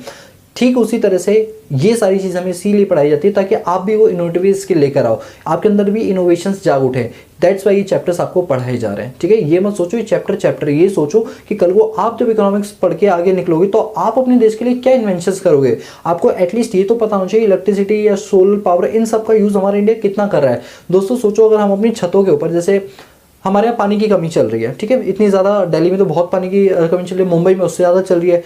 क्यों ना ऐसा किया जाए कि जो बरसात होती है हर छतों को साफ करके बाकायदा एक पाइप होनी चाहिए जो वाटर हार्वेस्टिंग करे, बट नहीं करते लोग गर्मियों में अपनी छत को तपती हुई छोड़ देते हैं। क्यों ना वो सिलिकॉन की प्लेट लगा के, वो पूरी सोलर पैनल लगा के उस चीज़ का इस्तेमाल करें। कहीं ना कहीं गवर्नमेंट के लॉज अगर थोड़े मैंडेटरी नेचर के हो जाए ना इन चीज़ों को लेकर, तो हमारे यहाँ पर कई सारी बिजली की और पानी की बचत हो सकती है। और यही काम हमें करना है। जब हम इन सारी प्रॉब्लम्स को पढ़ेंगे ना, तब आप में से कोई ना कोई ऐसा उठेगा जो इस पर कदम उठाएगा। ठीक है, कोशिश करो जब आप थोड़ा अर्निंग करने लगे तो अपने घर के अंदर एक छोटा सा सोलर पैनल लगाओ। क्यों? क्योंकि उससे एटलीस्ट आपके घर की 2 वक्त की बिजली तो बचेगी।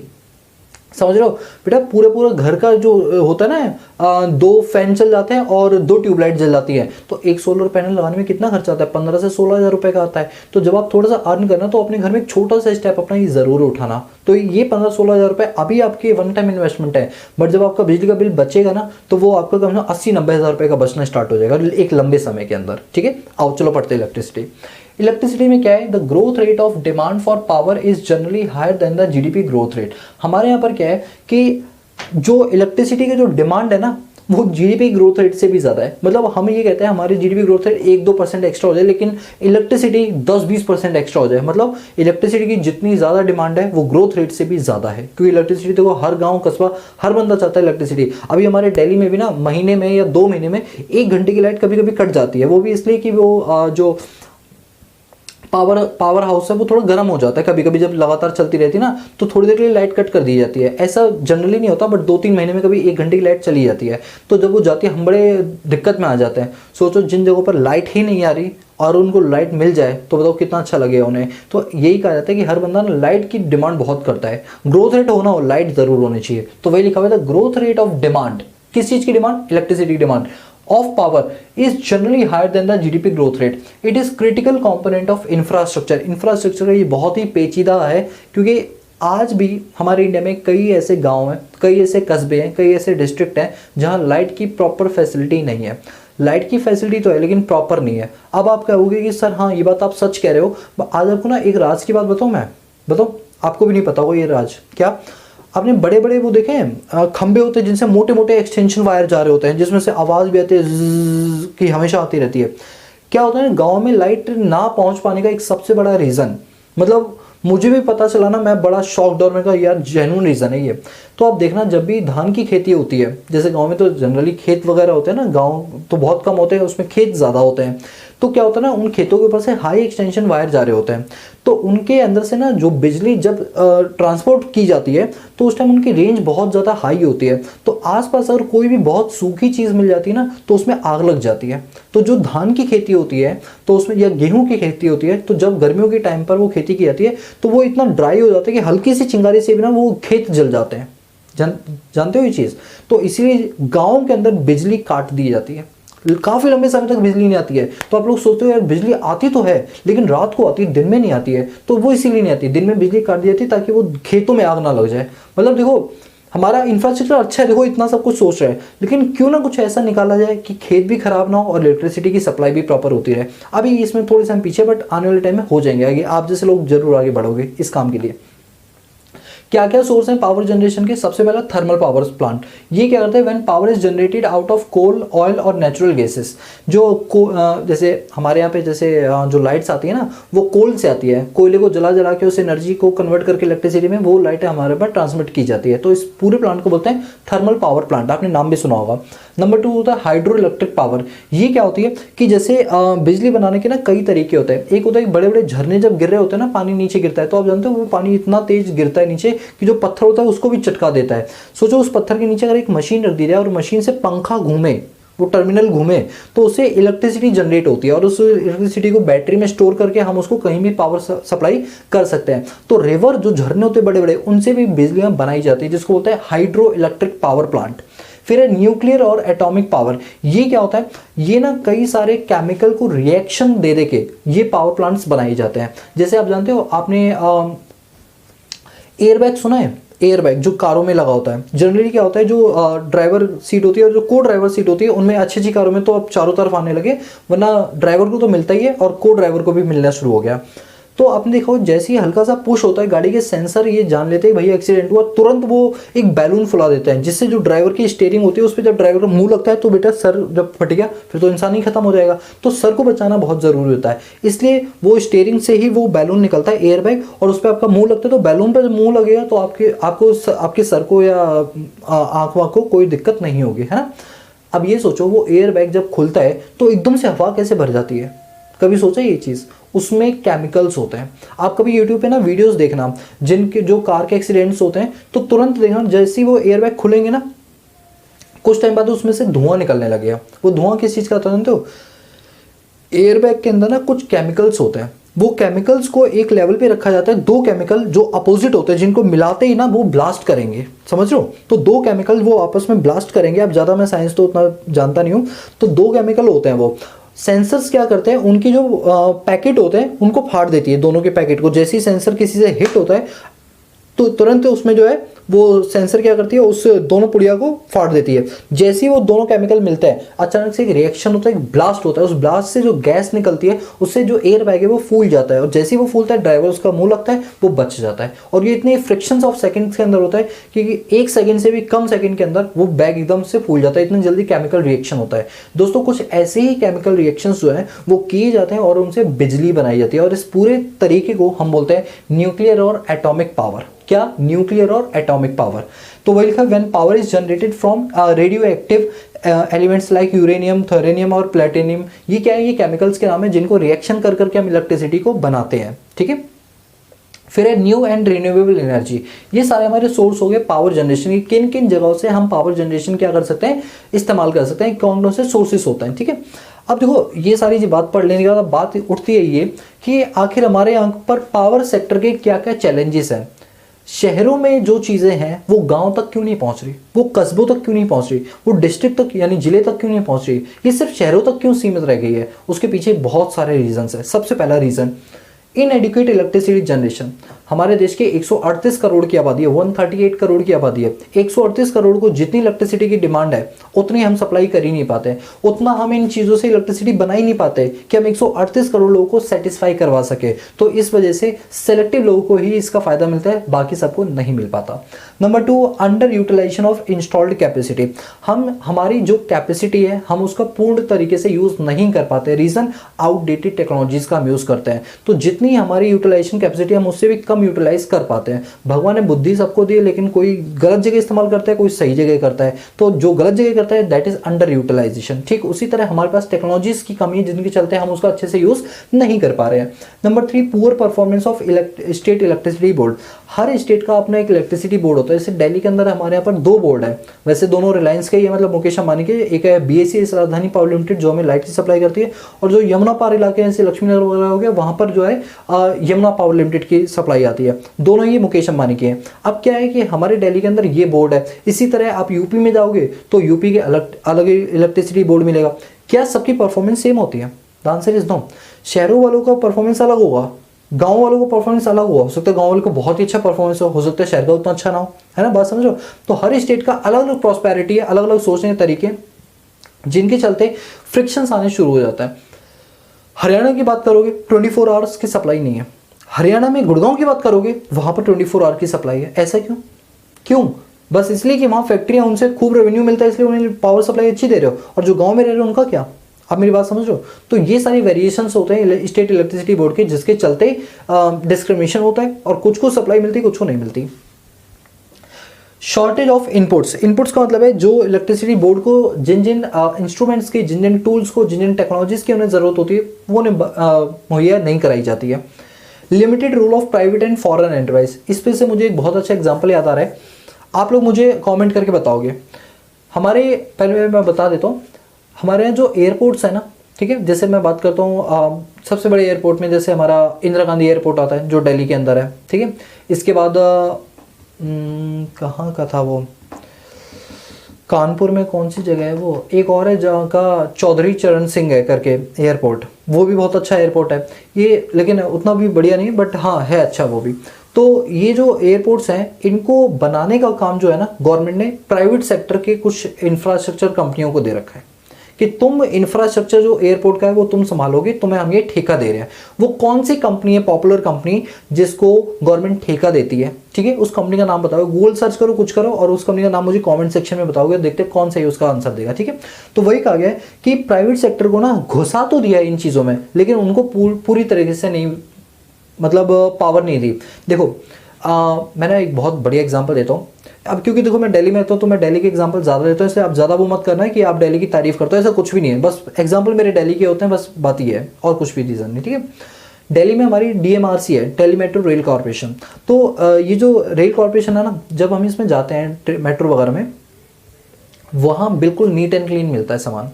कोई भी चीज़ आप छू लो बहुत अच्छी हाइजीनिक से होती है, 100% तो नहीं होती, बट रेलवे स्टेशन से कहीं ज़्यादा बेहतर होती है, ठीक है। वहाँ आप स्प्लिट करोगे, थूकोगे, 200 रुपये का जुर्माना है। बिना मास्क के जाओगे तो मुंह दिखाई 2000 रुपये की लग जाती है, ठीक है। मतलब कई सारे रूल्स एंड रेगुलेशन है DMRC के अपने। अब क्या होता है कि ऐसे में क्यों आखिर DMRC इतना ज़्यादा आगे नहीं, क्योंकि DMRC एक प्राइवेट कंपनी है, एक प्राइवेट कंपनी जिसकी 51% शेयर गवर्नमेंट ने खरीदे हुए। आपने एक चीज़ नोटिस की, इंडियन रेलवे 100% क्या है, नेशनलाइज्ड है। वहाँ की हालत देखो और DMRC की हालत देखो, जमीन आसमान का अंतर है। जहाँ पे प्राइवेट सेक्टर घुस जाता है ना, उनका मैनेजमेंट, उनकी हर चीज़ बहुत वेल अप टू डेटेड होती है।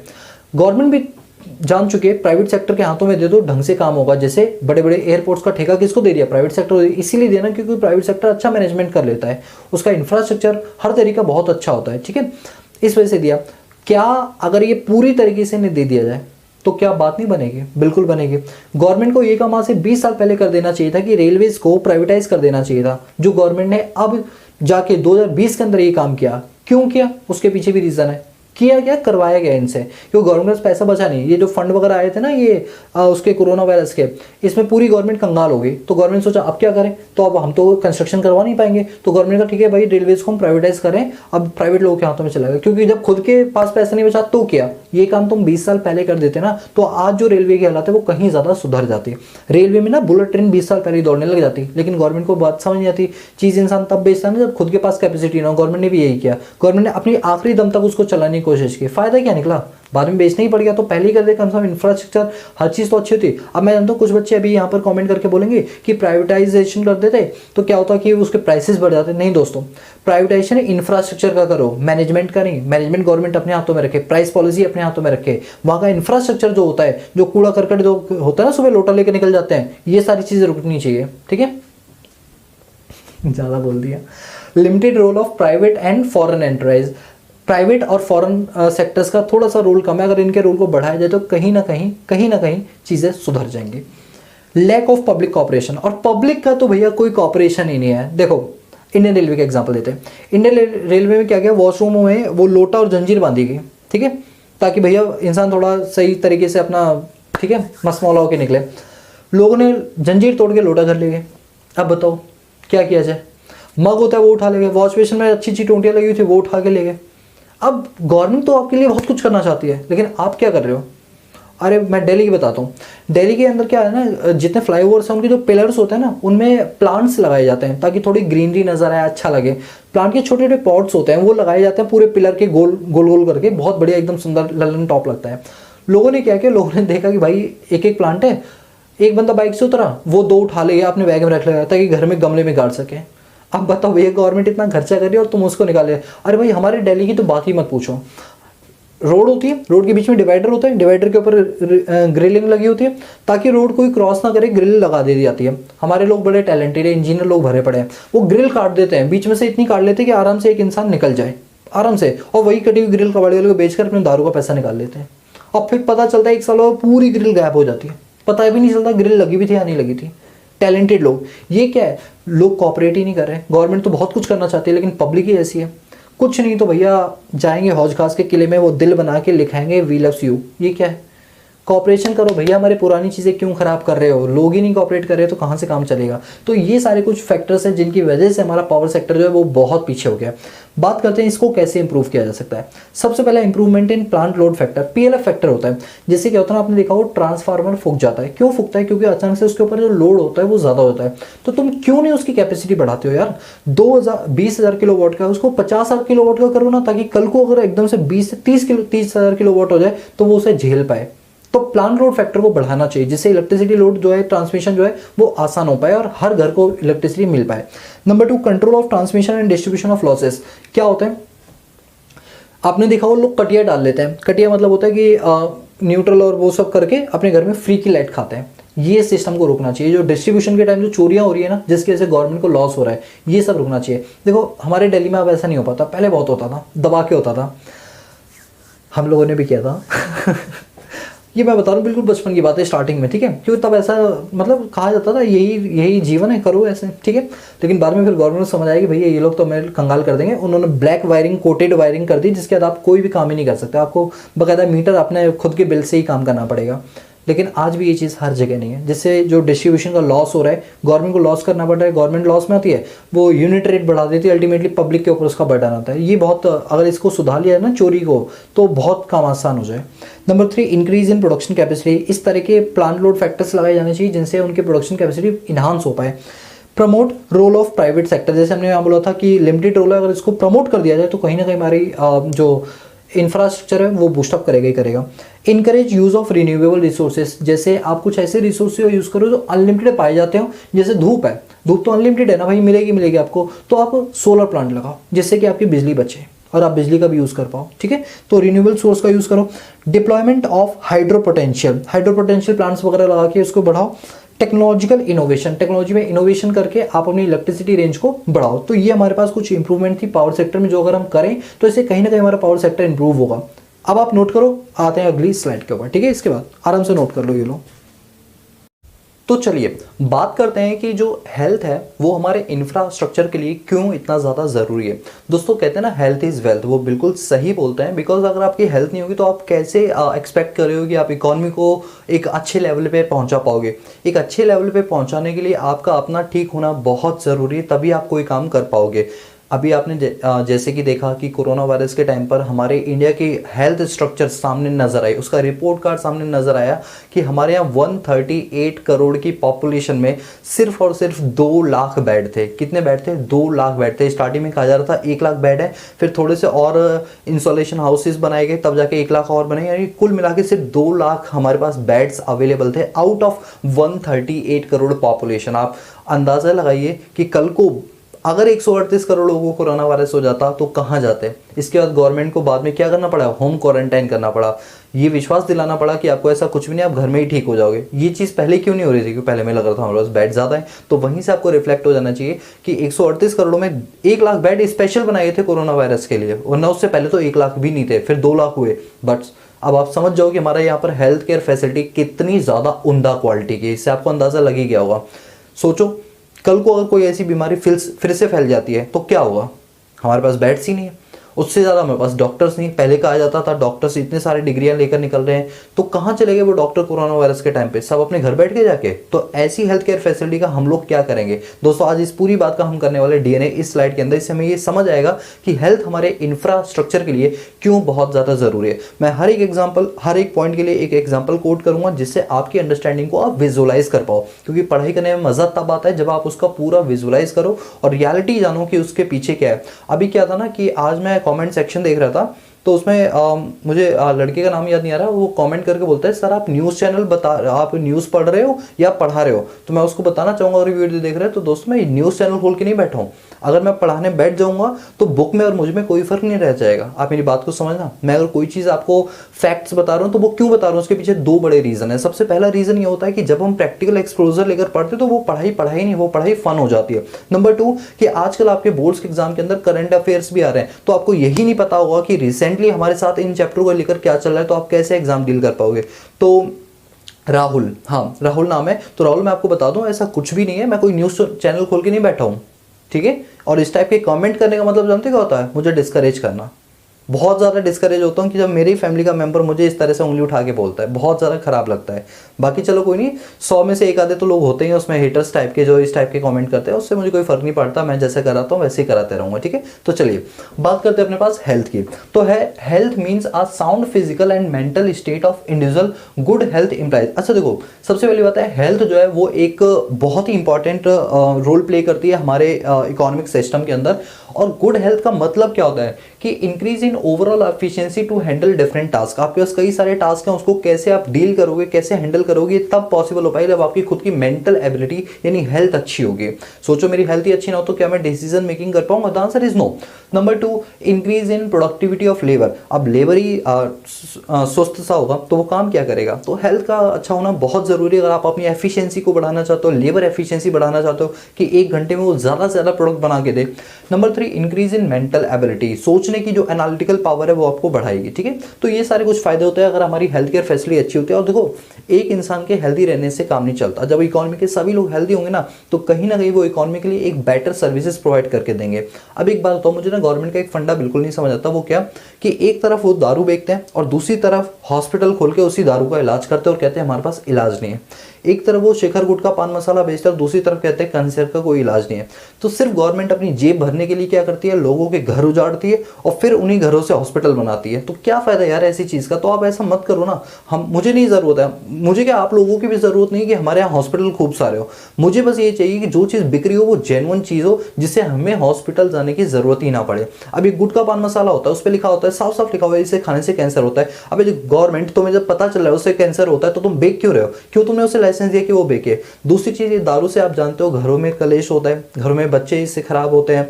और सबसे बड़ी चीज जो सेविंग्स होती है वो सारी दारू के नशे में बह जाती है। खुद भी इंसान जाता है और पैसे से भी जाता है, और गली मोहल्ले में बेइज्जती होती है वो अलग होती है। तो जब गवर्नमेंट को पता है तो गवर्नमेंट दारू बेच क्यों रही है? फिर बाद में कहती है किडनी हमारे पास इलाज नहीं, किडनी फेल हो गई, बाद में डेथ हो जाती है।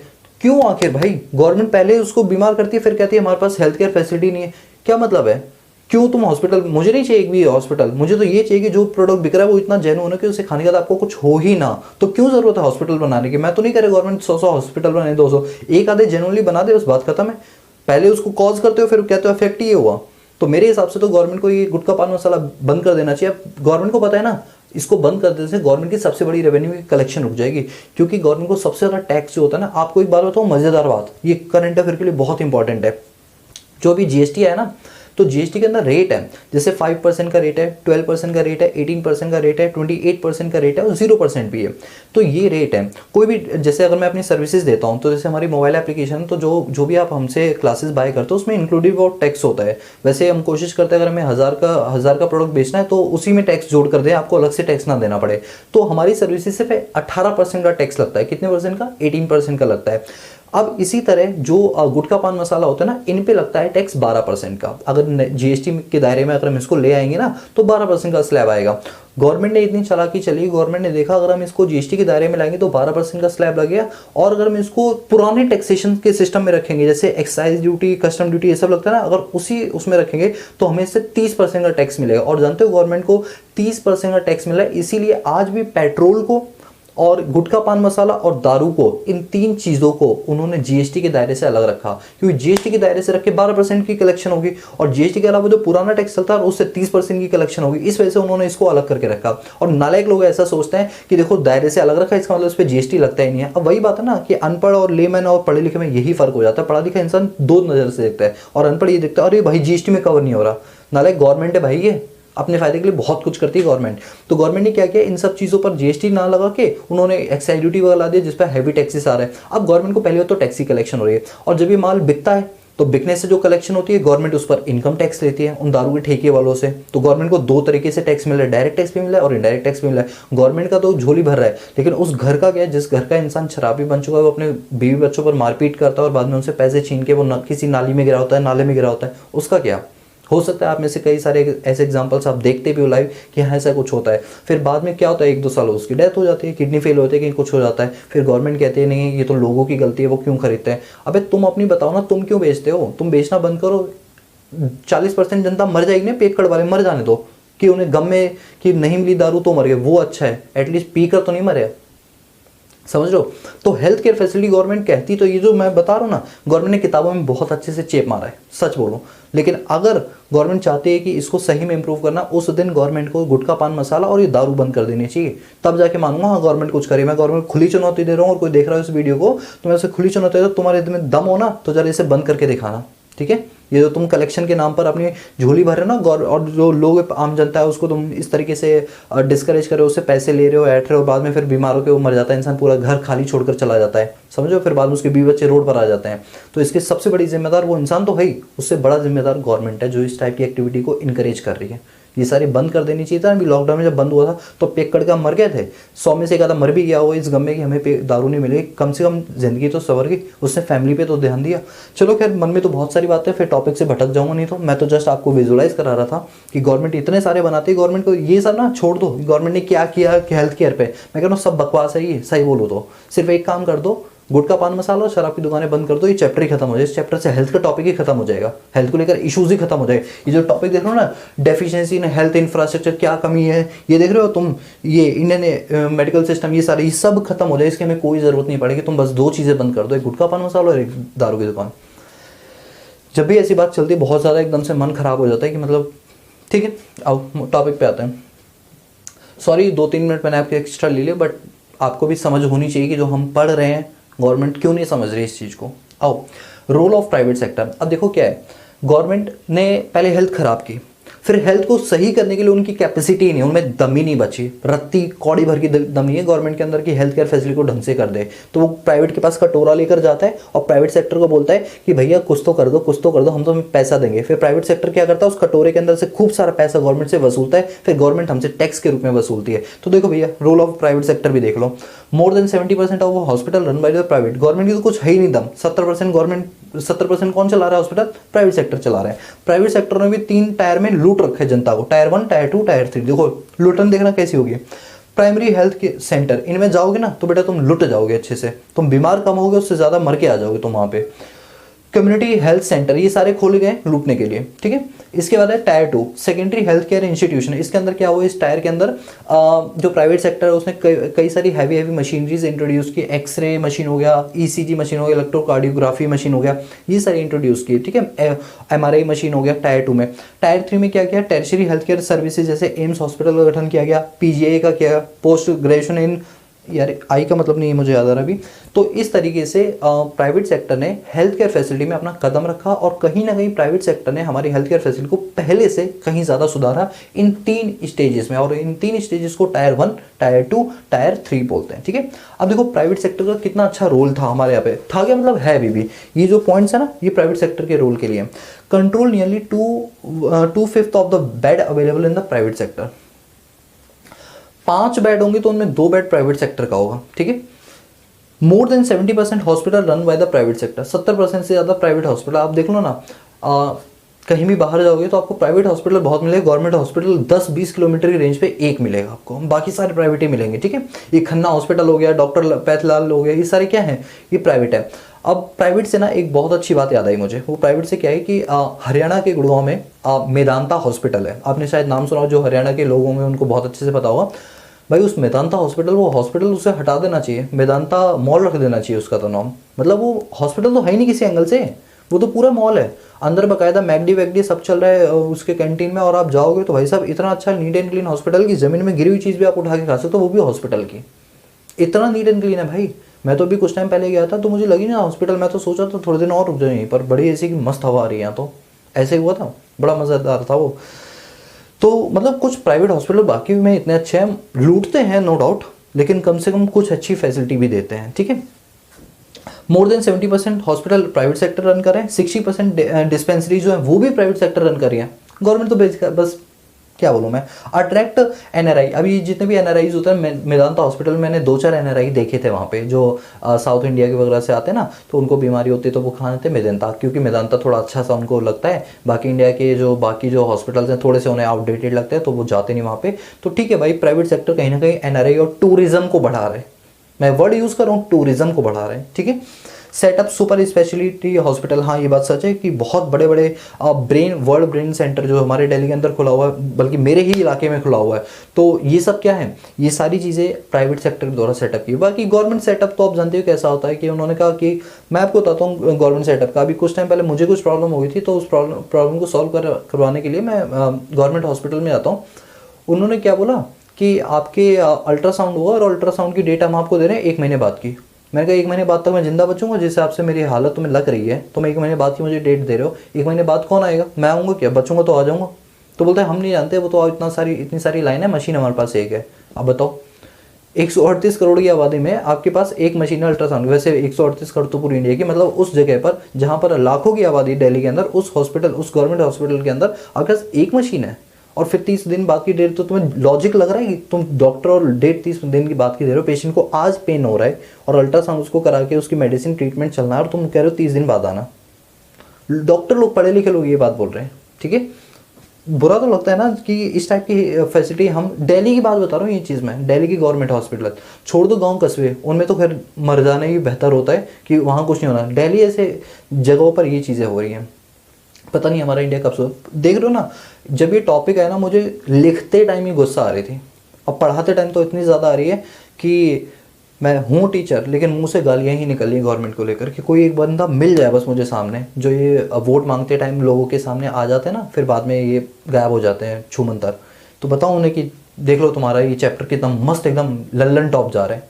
अब इधर डेफिशिएंसी ऑफ हेल्थ इन्फॉर्मेशन, ये तो दिल को छू जाने वाला है कि हेल्थ केयर फैसिलिटी में क्या क्या दिक्कतें हैं। सबसे पहले दिक्कत मुझे ये बताओ, इसमें बड़ा ही क्या है? सारी तो दिक्कत है। सबसे पहला है inequitable distribution of health care services. Inequitable, गाँव के अंदर हॉस्पिटल आपको 20 किलोमीटर में एक नज़र आएगा, शहरों में 20 किलोमीटर 3-4 नज़र आए, क्योंकि मार्केटिंग शहरों में होती है, गांव में नहीं होती मार्केटिंग। क्यों? गांव में आएगा बंदा, उससे आप पैसों की डिमांड करोगे, वो मना कर देगा, घर चला जाएगा, देसी इलाज अपनाएगा, तो वहाँ प्रॉफिट नहीं होता। गांव में नहीं खोलते, गांव में इंसान नहीं रहते क्या? हाँ, तुम शहर में खोल रहे हो क्योंकि तुम्हें वहाँ मार्केटिंग चैनल अच्छा मिल रहा है, गाँव के लोग नहीं है, वो इंसान नहीं है। तो ये अनइक्विटेबल डिस्ट्रीब्यूशन चलता है यहाँ पर। Number 2, communicable disease, HIV AIDS, और आपका ये हो गया कैंसर हो गया, और आपका लंग कैंसर हो गया, और कोरोना वायरस हो गया। इनके कोई इलाज नहीं है, बस अंधों में तीर चल रहे हैं और कुछ भी नहीं है। ऐसी कम्युनिकेबल डिसीज में आपके पास कोई ऐसा साधन नहीं है इसको सुधारने का। क्यों नहीं है? बिकॉज आपने अभी मतलब स्टेप ही नहीं उठाया उसके लिए, जो गल्फ कंट्रीज उठाती हैं। Number 3, poor sanitation facility. Narendra Modi ने शौचालय तो बनवा दिए, लेकिन उन शौचालय को यूज़ करने का जो तरीका है वो लोगों को पता ही नहीं है। उन्हें आज भी पुराना ट्रेडिशनल मेथड पसंद है, रेलवे फाटक के पास बैठ जाओ कि रेल आएगी कोई बात नहीं, कम से कम हल्के तो हो रहे हैं। वो मज़ा कहाँ है यार इन सब चीज़ों में। लोग ही खुद पागल है, मैं क्या बोलूँ। गवर्नमेंट को गालियाँ तो देता हूँ, पब्लिक को भी कम नहीं देता मैं। पब्लिक भी कहाँ कोऑपरेट करती है। उन्होंने कहा ट्रेन के अंदर वो लगाए मग लगाए और जंजीर से बांध दिया, तो भाई सब जंजीर भी तोड़ ली, मग तो गए गए, जंजीर भी चली गई। भाई हम इंडियंस हैं यार। मज़ा आ रहा है ना इस चैप्टर में, आएगा क्योंकि हम लोग ही ऐसे हैं नालायक। Lack of man power. आपने देखा अभी कोरोना वायरस के टाइम पर पेशेंट्स की संख्या और डॉक्टर्स की संख्या कितना बड़ा गैप था। ये रेशियो जानते हो कितना था? 101 का रेशियो था, 100 पेशेंट के ऊपर एक डॉक्टर। भाई वो डॉक्टर भगवान नहीं है कि 100 लोगों को एक साथ देख लें, लेकिन हालत ये थी हमारे पास। मैन पावर ही नहीं है यार। ग्रेजुएट्स कर रहे हैं, लेकिन जब जरूरत पड़ी तो ग्रेजुएट्स है नहीं, पता नहीं कहाँ सारे चले गए। माल न्यूट्रिशन, जितने लोगों को जिस चीज़ की ज़रूरत है खाने पीने की, वो उन्हें मिल ही नहीं रही है। रोल ऑफ प्राइवेट सेक्टर इतना ज़्यादा हो गया कि अगर आपको कोई इलाज कराना हो प्राइवेट हॉस्पिटल में रेफर करें। क्या हर किसी की औकात है प्राइवेट सेक्टर में? भाई मेरी खुद की नहीं है यार, मैं किसी से क्या एक्सपेक्ट करूँ। मैं भी अगर प्राइवेट हॉस्पिटल में हूँ तो बहुत सोच समझ के जाऊँगा कि भैया जिंदा आऊँगा या लुट के आऊँगा, दोनों में से एक ही चीज़ होगी। ठीक है। दूसरा है poor management of health care services. Poor management मैंने आपको बता दिया। अब मैं आपको बता ही देता हूँ, अभी मेरी किडनी में थोड़ा सा स्टोन वगैरह हो गया था, तो उसके अल्ट्रासाउंड के लिए मुझे जाना था। हॉस्पिटल गया, वहाँ पे पता चला 30 दिन बाद की डेट वाले। मैंने वहीं हाथ जोड़े, मैंने कहा कोई बात नहीं, मुझे जिंदा रहना ज़रूरी है, मैं जा रहा हूँ प्राइवेट हॉस्पिटल में। तुरंत पैसा दिया, मुंह पे रिपोर्ट फेंकी मेरी, लो बेटा तुम्हारे ये 3 स्टोन है, ये खाओ पियो निकल जाएगा। ये हालत थी। तो ये था poor management of health care services. हाँ आई नो कि मैं थोड़ा पर्सनल हो जाता हूँ, अपनी चीज़ें बता देता हूँ, बट कोई बात नहीं यार, तुम तो मेरी फैमिली के मेंबर हो, तुमसे क्या छुपाना। ठीक है, चलो ये बात क्लियर है आप लोगों को। अब बात करते हैं अपने पास इंडियन सिस्टम ऑफ मेडिसिन। ये थोड़ा सा अच्छा पॉइंट है ISM का कि भैया इस सिस्टम ने कई सारी आयुर्वेदिक चीज़ें निकाली, जैसे पतंजलि हो गया, इन्होंने कई सारे। भाई पतंजलि का तो कोरोना वायरस की वैक्सीन भी निकाल ली थी, ठीक है, बाद में वो बंद करवा दी गई थी, कोरोनिल। ठीक है। हेल्थ केयर में क्या है, जैसे आयुर्वेद हो गया, योगा हो गया, सिद्धा हो गया, नेचुरल पैथोलॉजी टाइप हो गए, ये सारी नेचर से बनाई गई चीज़ें हैं। और नेचर से बनाई गई चीज़ें लॉन्ग लास्टिंग चलती हैं, आप ये बात जानते हो। इसके कोई साइड इफेक्ट नहीं होते, अगर पॉजिटिव इफेक्ट नहीं तो नेगेटिव इफेक्ट तो बिल्कुल भी नहीं होंगे। ठीक है। एट प्रेजेंट हमारे पास 3200 ISM है, मतलब इंडियन सिस्टम ऑफ मेडिसिन 3200 है, और 3200 हॉस्पिटल्स हैं, 27,000 हमारे पास कुछ डिस्पेंसरीज हैं, जो ये थोड़े से आपके करंट अफेयर में काम आएंगे। कुल मिला के हमें ये सीखना था इंफ्रास्ट्रक्चर में, जैसे हमारा इलेक्ट्रिसिटी हो गया, पावर जनरेशन हो गया, हेल्थ केयर हो गया, इन सब पे क्या चीज़ें हमारी इंडिया की एट प्रेजेंट सिचुएशन बताती है। ठीक है। यहाँ पर इस चैप्टर की पूरी समाप्ति होती है। चैप्टर पूरी तरीके से हो चुका है कंप्लीट। दोस्तों हमारा जो प्लेज था वो पूरी सक्सेसफुली चल रहा है। ठीक है, तो कोई दिक्कत वाली बात नहीं है। फिर भी कोई दिक्कत होती है तो डिस्क्रिप्शन बॉक्स में मैंने अपना मोबाइल नंबर दे रखा है, आप वहाँ पर एक बार हमसे बात कर सकते हैं व्हाट्सएप के थ्रू, कोई डाउट वगैरह होती है तो। दोस्तों ठीक इसी तरह हम अकाउंटेंसी भी पढ़ाते हैं क्लास 11th और क्लास 12th की, जो कि हमारी मोबाइल एप्लीकेशन जिसका नाम इकोनॉमिक्स ईजी है पर अपलोडेड होती है। तो आप जाके वहाँ एक बार विजिट कर सकते हैं, और कंप्लीट क्लासेस हैं, जो भी आपको अच्छा लगे आप बिल्कुल ले सकते हैं। बट हाँ वो पेड क्लासेस हैं, क्योंकि देखो उसमें लगती है मेहनत, तो पेड क्लासेस हैं, बट एक नॉमिनल फीस है, कोई हाई फीस नहीं, बिल्कुल नॉमिनल फीस कि आप भी उसे अफोर्ड कर पाओ। ठीक है। So guys that's all about this video lecture series. So guys if you like the video give a big thumbs up and subscribe the channel and press the bell icon so that you notify all the time when I post new video on this YouTube channel. So guys that's all about this video lecture series. मिलते हैं next class में, आज के लिए peace out.